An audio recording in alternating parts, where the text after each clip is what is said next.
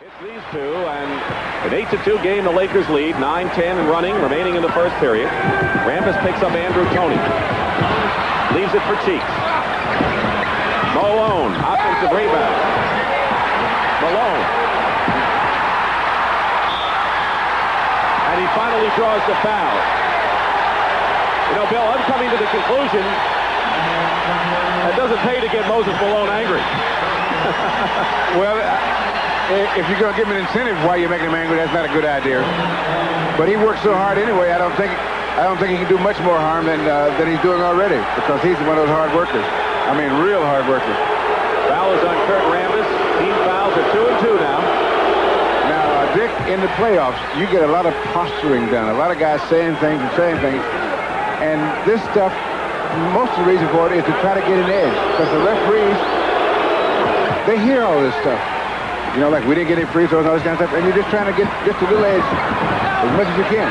8-4 the score. The Lakers have had the lead since the start, scoring the first 6 points. Rambis with a good move past Ivaroni.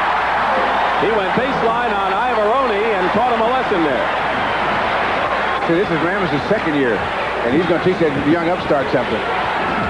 They were both cut from the New York Knicks within a day of each other. They've known each other. Toney in the crowd. Good play by Toney. He had Kareem and a few yellow shirts in there. Jamal Wilkes. Rambis gets another offensive rebound. And Norm Nixon. All 5 Lakers starters are in the scoring column. And this game is a very physical game. Now, here's the matchup I was talking about with Jamal Wilkes on Toney. The transition from offense to defense, because he started from the guard position, is altogether different for him. It can be difficult. That's the reason the timing is not there on that fast break. Julius Erving, who had 14 points in Game 2 after a 20-point output in Game number 1. Rambis. They're not double-teaming Kurt, and he takes steps.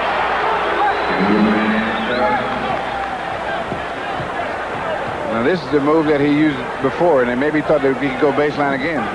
Because this time he went baseline. I don't let him go baseline, and he scored. So that's took steps that time.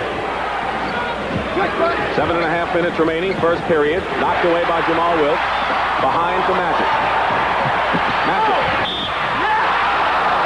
They call a foul on Ivaroni, and Magic didn't even see that ball when it went up. And he almost had himself a 3-point possibility. Foul is on Ivaroni, his first, and the 13th foul on the Sixers. Ivaroni is going out, and Clement Johnson, who had a urinary tract infection and was in the hospital, did not play in game number 2, comes into the game.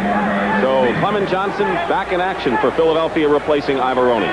And we've seen so far the fact that Magic Johnson is trying to score more. He got that offensive foul on the offensive board, and he's gone to the hoop a couple of times already.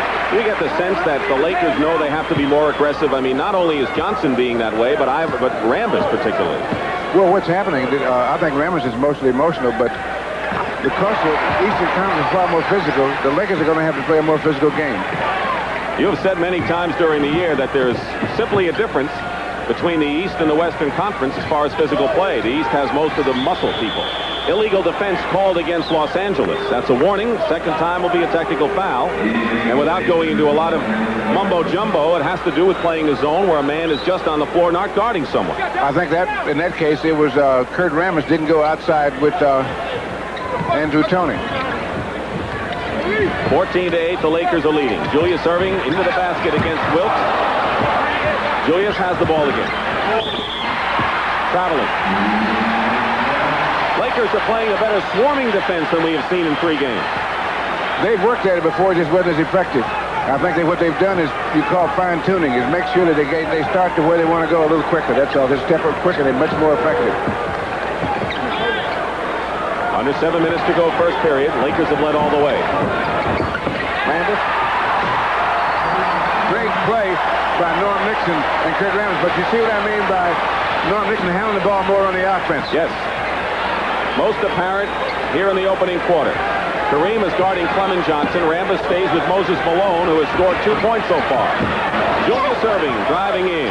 So the man who received the honorary doctorate from Temple University on Thursday now has 4 points in the game. We're going to have a timeout by the Lakers. But watch that pass by Nixon on, what is it, a semi-pick and roll on this one? It's a pick and roll. So there's a pick right there.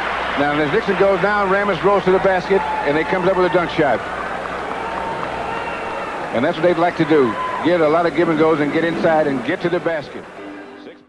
Lakers, knowing full well they need to win both of these games at home, cannot afford to trail 3-1 against a team as strong as the Sixers. Now, so far in this game, the Lakers have gotten off to a good start. I think that one of the key elements has been the spirited play of Kurt Rambis.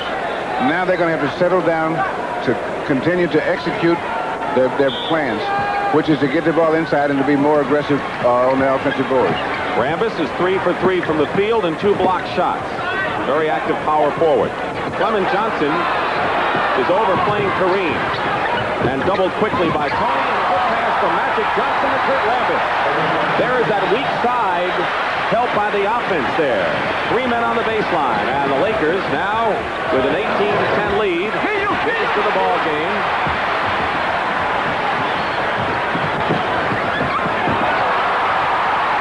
And Jamal Wilkes. He had a season's high of 36 against Philadelphia this year. They'll need his scoring. 10-point lead. Rambis steals the ball.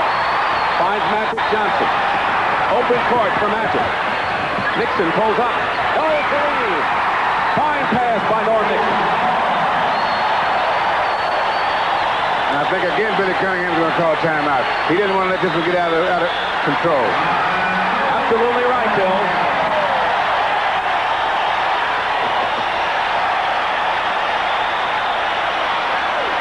Cunningham has to make sure that they don't let the game get too far and have to start playing catch-up ball. That solar energy Pat O'Brien was talking about. The Lakers have moved out smartly to a 22-10 lead with 5:21 remaining. Here's a sequence at both ends of the court, Bill.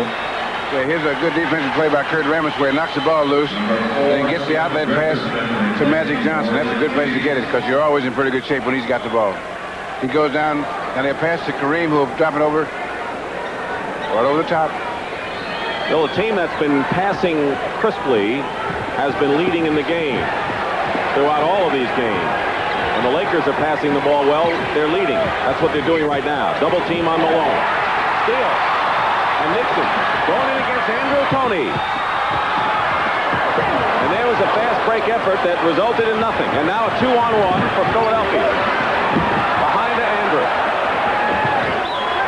So that breaks a string of 6 in a row by the Lakers, who are hitting 60% of their shots and had 4 of their last 5 before they missed on the fast break.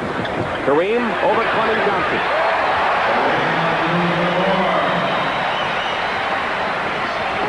Now, with the diversification in their offense that the Lakers have put in, now that skyhook becomes a safety valve rather than the main offense. Clint Richardson has come in the game. He's handling the ball now. Missing from the corner. Kareem gets the outlet to Nixon. 2-on-1 with Jamal Wilkes.